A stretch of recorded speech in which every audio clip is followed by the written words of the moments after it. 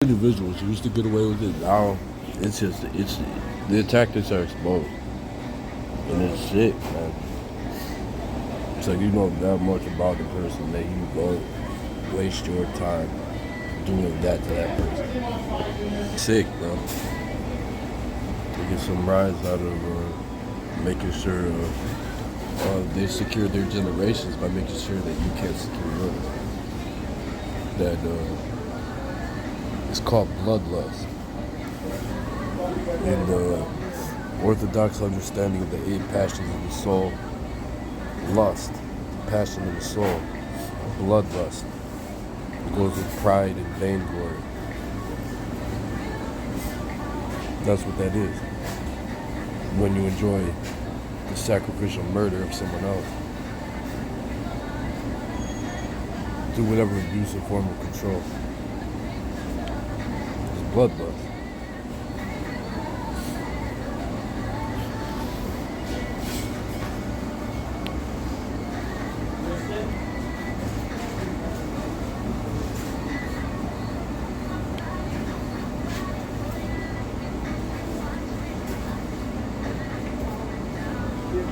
So if you look at the Catholic Church Catechism on thou shalt not kill, five justifiable reasons why thou shalt not kill is void.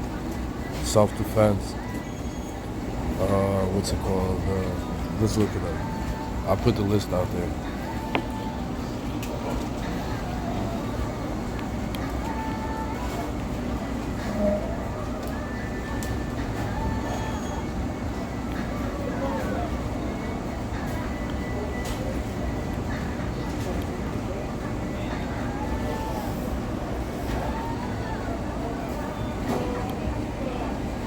Alright.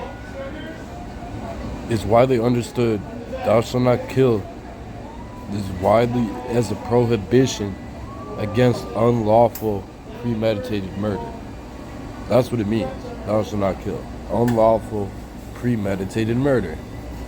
Rather than a blanket ban on taking all life. The 5 commonly cited justified exceptions to this commandment include self-defense, just war, capital punishment, accidental killing, and killing of animals.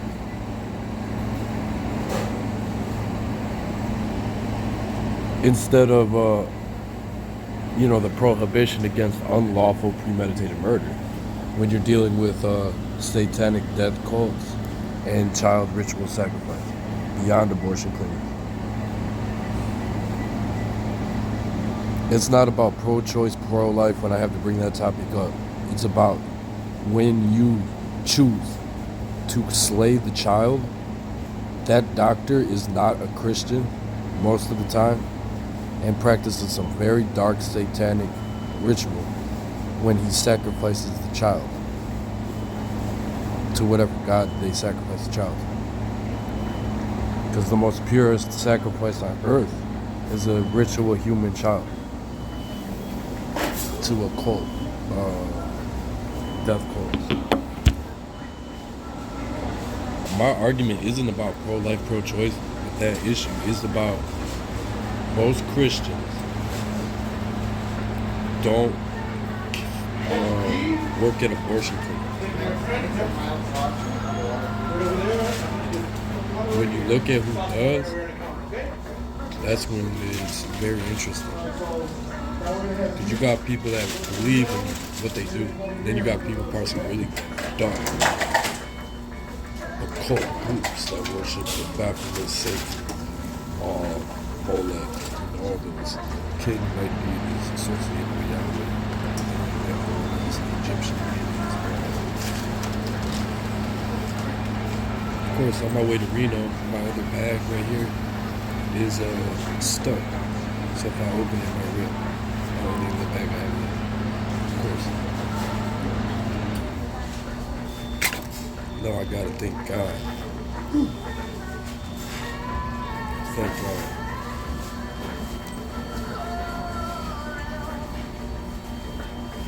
So that's what it comes down to. It's not about pro-life, pro-choice. It's about, if you're a believer, Christian believer, pray for the ritual that's placed over ritual child sacrifice every day. Because I don't know how many people are ritually child sacrificed every day, and then there's a cult ritual to an occult idol, to Satan, Lucifer, that they devote the blood sacrifice of the child to. However many are sacrificed every day.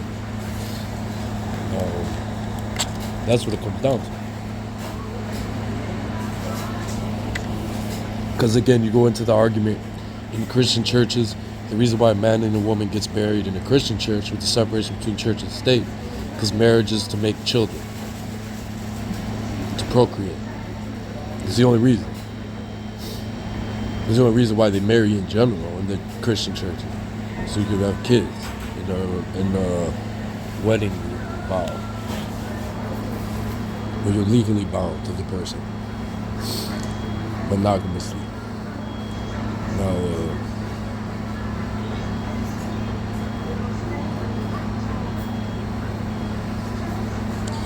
with the separation between church and state, you can still be LGBT and go to a court and get married.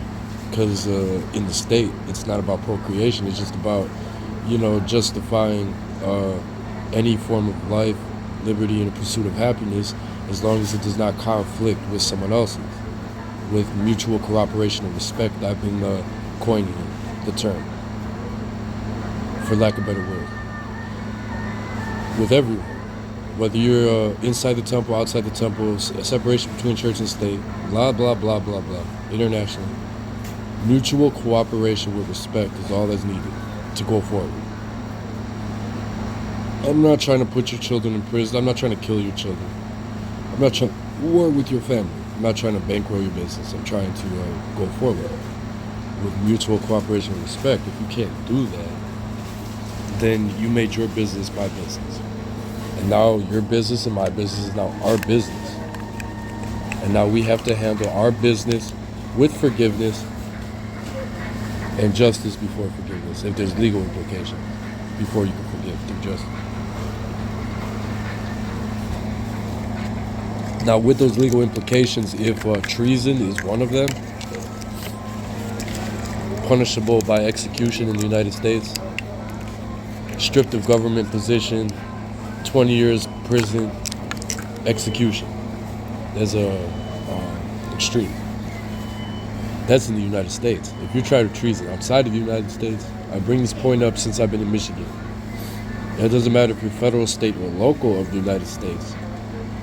You can be extradited and taken out of country and tried in a foreign country for treason. And if you're found guilty in that country, they can execute you by law.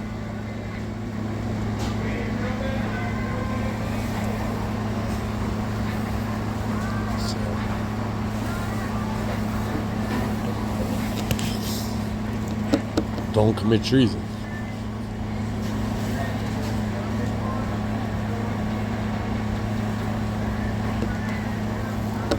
After certain events that happened in the States, all I asked from the United States out of respect was know what really happened from the victim's story, aside from what's told on the FBI website and in the local news. And when I get my passport, all I ask for is exile. With respect. I'll always be an American, whatever country I go to, because I was born in Cleveland, Ohio. So they always look at me as a Yankee. An American. Even Ukrainians that come from Ukraine to America, they look at me being born here and not speaking Ukrainian. They look at me as American. They're talking Ukrainian and stuff like that. With all that funding from the Russo-Ukraine war, I have got neither from the United States or Ukraine. I don't get SSI. Thank God for the Greyhound ticket. That's the lesson for anyone that's witnessing what's going on with that individual in relation to the Russo-Ukraine war and neo-Nazi terror zone. within the United States Operation Paperclip.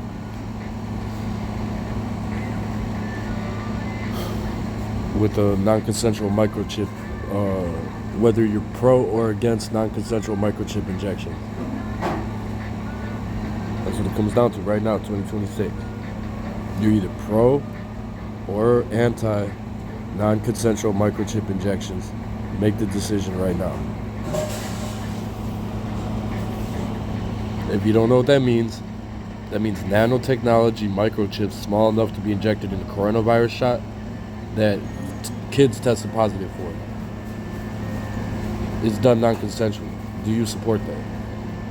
Yes or no? Start educating your family. There's an estimated 50 million people in America that are non-consensually microchip implanted, according to John Flynn of Connecticut, Senate candidate. There's a death cult plan in America by 2030 to microchip the entire population of the U.S. by 2030.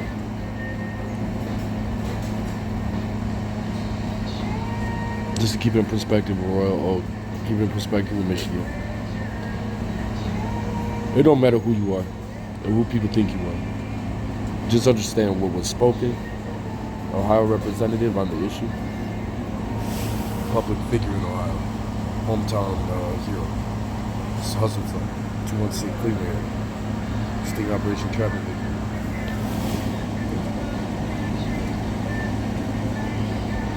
Because if you trust the FBI's knowledge from their website about anything, all you have to look at is 9/11 Pentagon confiscated footage. All 84 cameras that were on the Pentagon, around the Pentagon, that were confiscated, that aren't on the FBI website.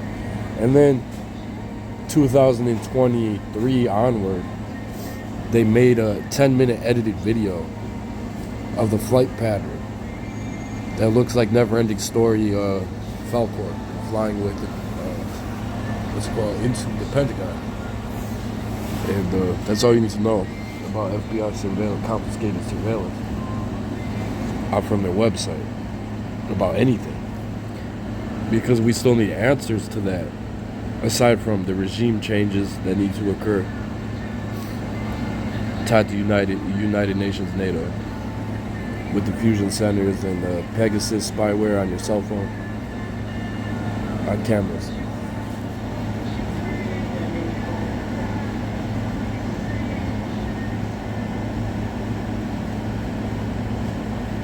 I do independent contract security. I work with anyone.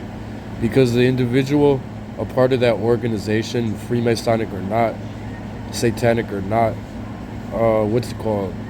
if they were radio frequency detected, they tested positive for a non-consensual microchip injection, then most likely when they get surgery to remove that, they don't want to be in that satanic organization inside or outside the temple anymore because they were enslaved into it.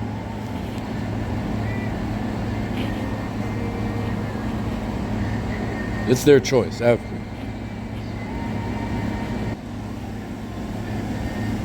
I went to them, the leading people in America, doing this. However they treat me in Reno is however I'm going to do independent contract security work by myself in the greater Cleveland area, Detroit area, Michigan, Ohio, wherever I travel to, sliding fee scale. Once I get mine identified and remove surgery and all that. As I'm trying to relate to this person with my cooperative marketing management vocational certification in high school. I stopped playing with it. Like, you could work with me, I could work with you.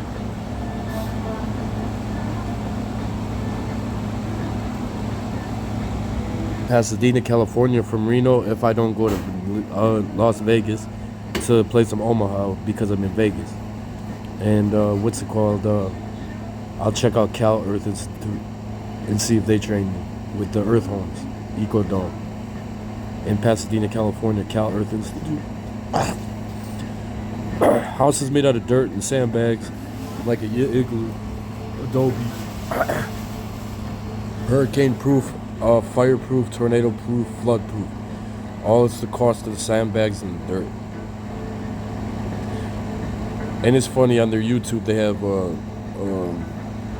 19,000 or like 15,000 views since 2019, and they're located right out of LA where the wildfires were, but nobody called Cal Earth to just make some earth homes that are fireproof with all that insurance money.